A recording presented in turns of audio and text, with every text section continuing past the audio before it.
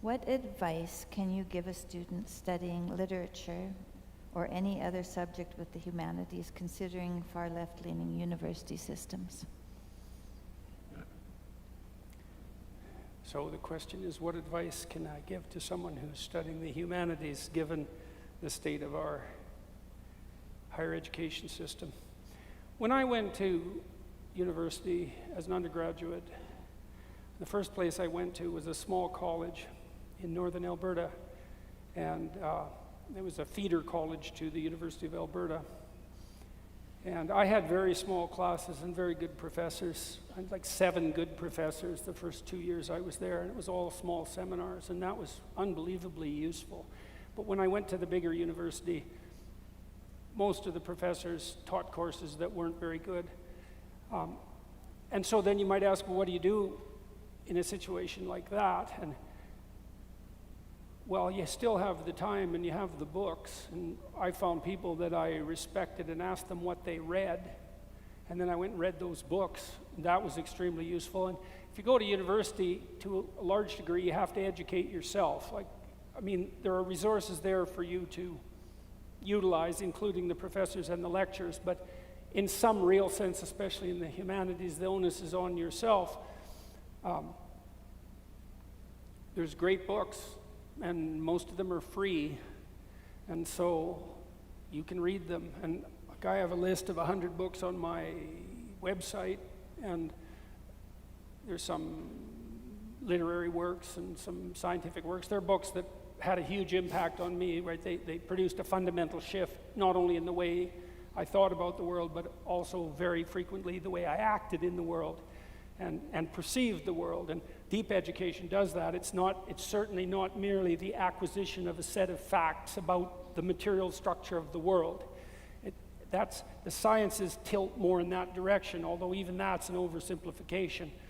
But the purpose of a humanities education is to teach you how to be, well, fundamentally to be a good person, secondarily to be a good citizen, tertiarily, I think that's right, to be a good partner to your wife or husband, and to be a good parent, and all of that. That's the purpose of a liberal arts education, right? And people are often, this is something, I don't know, all you people in here are interested, at least to some degree, in what I've had to say or wrote, and so most of you probably have a bit of a tilt in a literary direction. One of the things you might ask yourself is, well, why bother studying literature?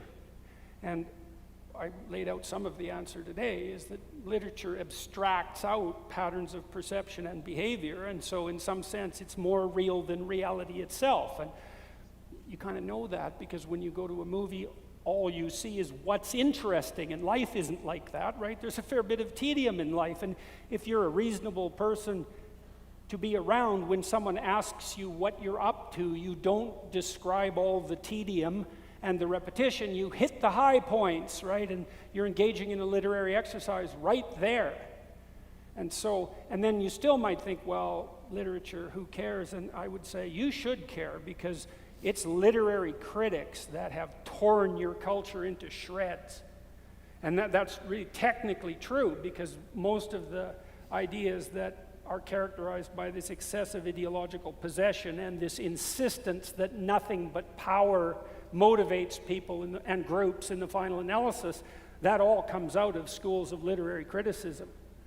And so you ignore that at your peril, partly because we think in stories and we perceive the world through a story and we act out stories. It's like, this isn't trivial. It's the most fundamental thing. And it's very important to get this story right, and that's kind of what we were talking about today. How could you conceptualize right? Is there some fundamental ground upon which the notion of correct, right, true rests? It's not mere accordance with a set of objective facts.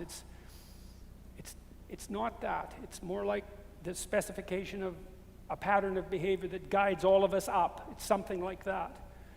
And so you need to know that when you go to study the humanities, you're going to learn to write. Hypothetically, you're going to have to write essays.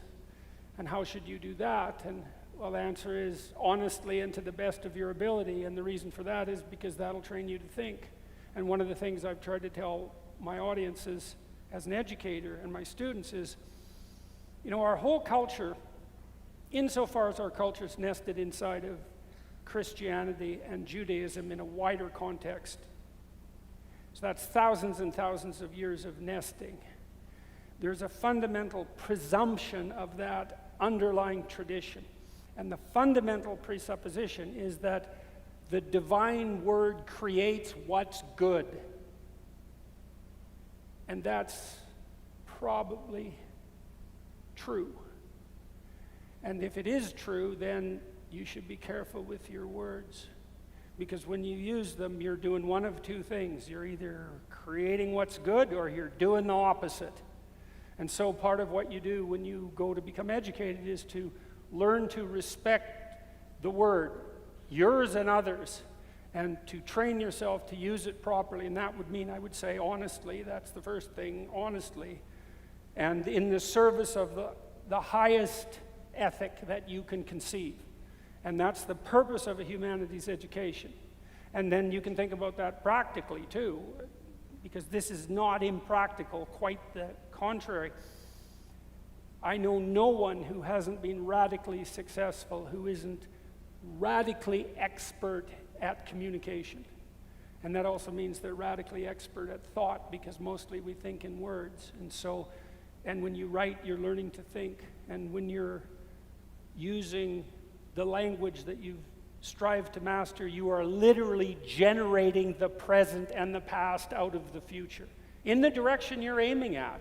That's what you're doing. That's what consciousness does. And so you want to have respect for that. I think it's so sad, I think this is especially sad in relationship to young men who are bailing out of schools and the education system en masse, is that people don't make this clear. It's like, you want to take your place in the world, you better learn how to use your tongue. So, and to construe it in terms of radical competence, productivity, generosity, all of that, like nobility, I can't understand why we've forgotten that. Maybe we never knew it explicitly, right? But we shouldn't have forgotten it, because I know nothing that's more true than that. So